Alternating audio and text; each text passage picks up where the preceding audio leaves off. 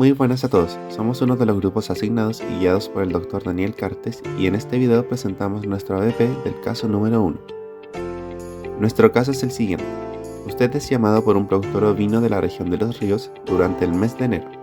El productor manifiesta que las borregas se encuentran con signos respiratorios, incluyendo tos, secreciones nasales y jadeo constante. Sin embargo, manifiesta que no se encuentran decaídas. En base a la información anterior, formulamos una cantidad variada de preguntas generadoras de información a las cuales el Dr. Daniel Cartes dio respuesta. Estas respuestas nos sirvieron para recabar y recopilar información respecto de la situación presente e historial clínico de los ovinos. La primera, ¿hace cuánto tiempo se encuentran con estos signos respiratorios? Esta pregunta nos permite determinar si la patología es de carácter aguda o crónica, y el Dr. Daniel Cartes respondió que hace 2 semanas los signos respiratorios se presentaron en el plantel. La segunda, ¿qué porcentaje de las borregas totales se ve afectado? Esta pregunta nos provee información sobre si la enfermedad es contagiosa y a tener una aproximación de la magnitud de su morbilidad. El Dr. Daniel Cartes respondió que un buen porcentaje de la población de borregas se ve afectado. En tercer lugar, ¿han habido muertes en el plantel? Nos entregará información de la gravedad del cuadro y por lo tanto de la patogenicidad del agente que lo está causando, a lo que el Dr. Cartes contestó que no se han presentado muertes de borregas. En cuarto lugar, los síntomas han ido mejorando o empeorando, ya que nos permite saber el curso de la enfermedad. El Dr. Cartes nos respondió que este ha ido empeorando en el tiempo.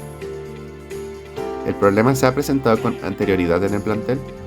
Nos permitirá saber si la patología sucede por un problema a repetición en el plantel, como una enfermedad infecciosa parasitaria, o si existe relación con algún manejo de acuerdo a la época de presentación, a lo que el Dr. Cartes nos ha respondido que sí, se ha presentado en años anteriores.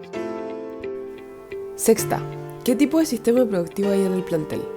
Esto nos dará a conocer el tipo de sistema en el que se encuentran los animales y las características de manejo, que permite identificar los factores de riesgo a los que pueden estar expuestos, como el tipo de nutrición, contactos con animales externos al predio, el confinamiento, entre otros, siendo la respuesta a esto que corresponde a un sistema de producción de carne.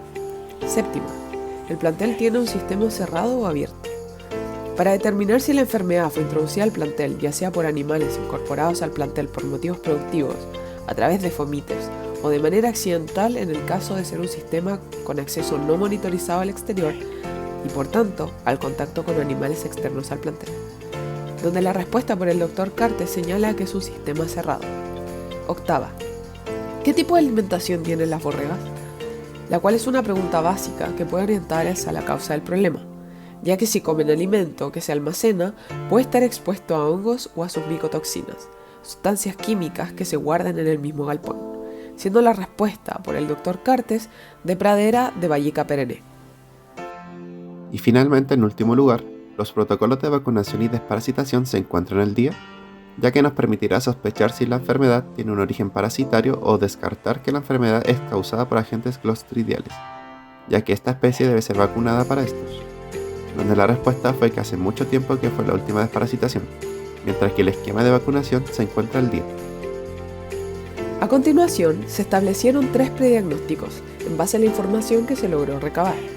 Se pensó en una neumonía verminosa por Dictyocaulus filaria, una neumonía bacteriana por Pasteurella multocida y una posible miosis cavitaria por Oestrus oryx. En primera instancia está la neumonía verminosa por Dictyocaulus filaria. Esta patología es provocada por un parásito nematodo que afecta al sistema respiratorio de ovinos y caprinos, particularmente en bronquios y bronquiolos. Respecto a su ciclo directo, se encuentra generalmente sobre las pasturas en estadio L3, por lo que los ovinos la consumen fácilmente. A través de las paredes intestinales migran vía linfática y o sanguínea para llegar al pulmón, siendo este su órgano blanco. Al transcurrir 45 días aproximadamente, la hembra deposita sus huevos en dicho órgano, los que eclosionan a L1. Luego el animal al toser, el parásito sube a la orofaringe en este estadio larvario y está glutido como L1. Finalmente es eliminada por las heces al medio ambiente, donde pasa a L2 y luego a L3. Esta neumonía comúnmente es asintomática y con alta morbilidad y baja mortalidad en ovinos. Sin embargo, cuando cursa con signología se evidencia disnea, taquipnea, tos, secreción mucopurulenta y emaciación. Además puede predisponer a patologías secundarias como bacterias. Dentro de sus principales factores de riesgo se describen en animales jóvenes en su primera etapa de pastoreo, ya que no presentan inmunidad contra este parásito. En los individuos del caso que nos convoca son borregas, por lo que efectivamente se podría pensar que no presentan inmunidad contra esta parasitosis a diferencia de ovejas adultas. Además, en este rebaño el cuadro se presenta a repetición cada año, siendo compatible con el ciclo del parásito. Este inverna cuando las condiciones ambientales no son las propicias para su desarrollo. Sin embargo, en la región de los ríos, en el mes de enero, sí existen las condiciones que el parásito necesita, que son clima templado, alrededor de 10 a 21 grados Celsius con humedad. Agregar como último factor de riesgo el calendario de desparasitación atrasado de este rebaño, lo cual facilita la presentación del nemátodo, aun siendo un sistema cerrado. En segunda instancia está la neumonía bacteriana por Pasteurella multocida. La pasteurelosis neumónica se origina por Pasteurella multocida, siendo esta bacteria de curso agudo en climas templados en el rebaño ovino. Si se presentan condiciones óptimas como el estrés o enfermedades concomitantes, estas pueden predisponer a una infección bacteriana secundaria por exacerbación. Afecta a los animales jóvenes, causando fiebre, taquipnea, depresión, tos, exudado nasal mucoide o muco purulento. Este agente podría participar en el caso abordado, puesto que ya es parte de la microflora normal del sistema respiratorio de los ovinos y que se puede exacerbar en casos de infecciones concomitantes como parasitosis por Dictyocaulus filaria, además de que genera, en un principio, signología más leve que otras bacterias que se exacerban por patologías primarias. Como se dijo anteriormente, este patógeno afecta más a individuos jóvenes, por lo que la edad de las borregas del caso también es un factor de riesgo, además de que éstas presentan signología compatible como la taquipnea, tos y exudado mucopurulento. Sin embargo, las borregas no se encuentran decaídas, por lo que se puede suponer que no presentan fiebre o que ésta no es tan alta, orientando a que podría ser el inicio de esta patología, ya que el cuadro clínico inició hace 2 semanas. El mismo argumento sirve para indicar por qué aún no hay muertes en el grupo de borregas, lo cual sí ocurre frecuentemente debido a la endotoxemia causada por esta bacteria. Por último, tenemos la miasis cavitaria por Oestrus bovis. Esta parasitosis es originada por un ectoparásito tipo díptero, como la mosca, llamado Oestrus ovis. Afecta a las vías nasales y celos paranasales de las ovejas, es decir, las vías aéreas superiores. El estadio adulto es una mosca, que deposita sus larvas en los orificios nasales, las que migran a los cornetes nasales y etmoideales. Respecto a su epidemiología, es más frecuente en los meses cálidos por aumento de la actividad de las moscas adultas. Produce como signos exudado nasal, mucoide a mucopurulento, en algunos casos con epistaxis y estornudos, y además puede acompañarse de una infección bacteriana secundaria. Este prediagnóstico podría explicar la patología de los animales, puesto que genera exudado nasal mucopurulento y dificultad respiratoria, y porque el parásito que lo causa se encuentra efectivamente en Chile, y se multiplica en épocas de calor. Los únicos signos que no son concordantes con esta patología son la presencia de tos en las borregas del caso, puesto que en la miasis cavitaria no se describe, y la ausencia de estornudos, que sí deberían estar presentes de forma característica. Como grupo, tomamos la decisión de realizar 3 exámenes complementarios que son los más adecuados para diagnosticar cada una de las enfermedades que consideramos como prediagnóstico. Para el diagnóstico de Dictyocaulus filaria, decidimos hacerla en base a los signos clínicos frecuentes que presentan las borregas, la época del año, que en este caso es verano, y los antecedentes de pastoreo. La confirmación del nemátodo se realiza mediante la técnica de Berman por la migración activa de larvas en la muestra, siendo esta de elección para parásitos pulmonares. Se detecta estadio L1 en muestras de heces y su identificación es en función a las características morfológicas, puesto que este parásito presenta en su cabeza una protuberancia en forma de botón, una cola puntiaguda y gránulos intestinales de color marrón. Para el diagnóstico de Pasteurella multocida, este se hace a través de necropsia, en donde se puede encontrar focos de necrosis rodeados de hemorragia en pulmón, como también líquido seroso en cavidad torácica y peritoneal e hidropericardio. Y por último, para el diagnóstico de Oestrus ovis, se realiza basándose en signos clínicos, anamnesis y en la presencia del parásito en el ambiente, como también se diagnostica a partir de una necropsia, donde se vería la larva en los cornetes nasales. Después de tomar toda la información en consideración, determinamos como diagnóstico definitivo la neumonía verminosa por Dictyocaulus filaris con una posible infección secundaria por Pastorela multocida, puesto que es una parasitosis común que afecta a borregas de primera pastura, en donde se ven signos respiratorios como tos y exudado mucopurulento. Además, otro factor relevante de considerar es que este parásito se presenta en zonas geográficas con temperaturas de alrededor 10 a 21 grados Celsius y de alta humedad. Y en este caso se presenta en la región de los ríos en enero, donde se pueden encontrar temperaturas de 8,7 a 24 grados Celsius y humedad relativa de un 71%, por lo que podría encontrarse el parásito. Además, aun cuando se encuentran en una producción intensiva, esta sigue siendo de pastoreo, por lo que existiría el riesgo de que pastoreen en conjunto con las heces de otras borregas, incluso ovejas adultas que estuvieran en el mismo sector.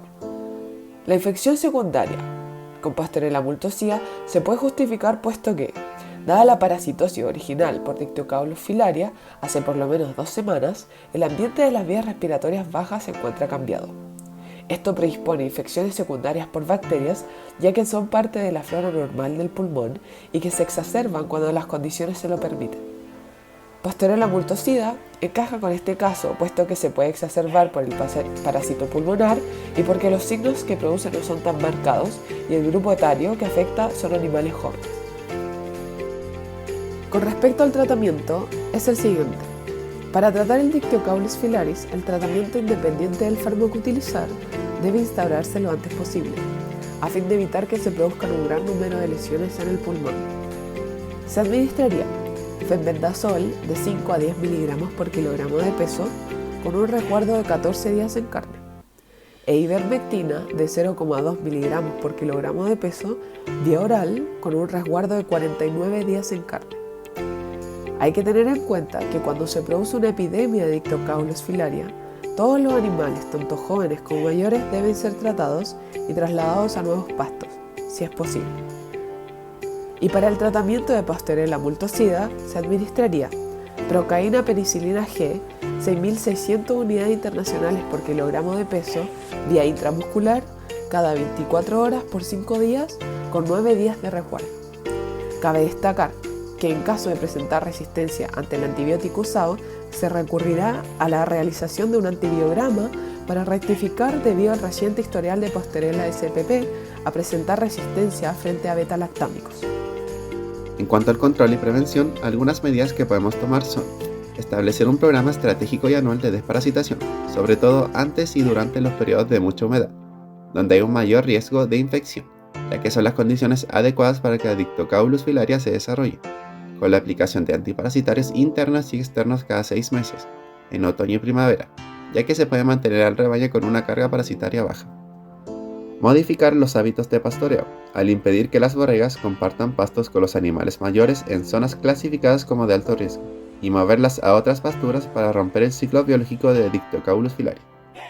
Vaciar las zonas de pastoreo que son de alto riesgo durante al menos 40 días. Esto permite que el número de larvas de Dictyocaulus filaria se reduzca en el tiempo, ya que estas no pueden sobrevivir en el ambiente por más de 4 o 5 días, puesto que necesitan de un hospedador adecuado.